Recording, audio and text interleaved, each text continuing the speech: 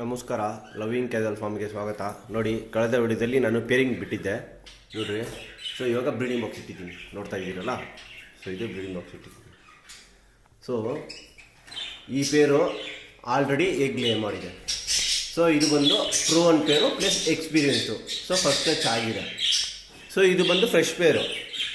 So ಇದರಲ್ಲಿ ಏನಾಗಿದೆ ಅಂದರೆ,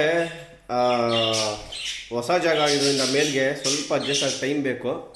ಬಟ್ ನಾನು ಆಲ್ರೆಡಿ ಬ್ರೀಡಿಂಗ್ ಬಾಕ್ಸ್ ಇಟ್ಟಿದ್ದೀನಿ. ರೀಸನ್ ಏನಂದರೆ, ಕೆಲವೊಂದು ಬ್ರೀಡಿಂಗ್ ಬಾಕ್ಸ್ ಇಟ್ಟ ಮೇಲೆ ಆ್ಯಕ್ಟಿವೇಟ್ ಆಗುತ್ತೆ.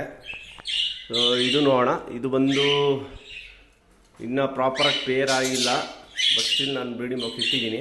ನೋಡಿರಿ, ಇದು ಅಷ್ಟೇ. ಇದು ಮೇಲ್ ಎಕ್ಸ್ಪೀರಿಯೆನ್ಸ್ ಇದೆ, ಫೀಮೇಲು ಫ್ರೆಶ್ ಆದ್ರೂ ಆ್ಯಕ್ಟಿವ್ ಇದೆ. ಸೊ ಇದು ಇನ್ನೇನು ಮೇ ಬಿ ನಾಳೆ ನಾಡಿದ್ದಲ್ಲಿ ಎಗ್ ಲೇ ಮಾಡೋ ಚಾನ್ಸಸ್ ಇದೆ.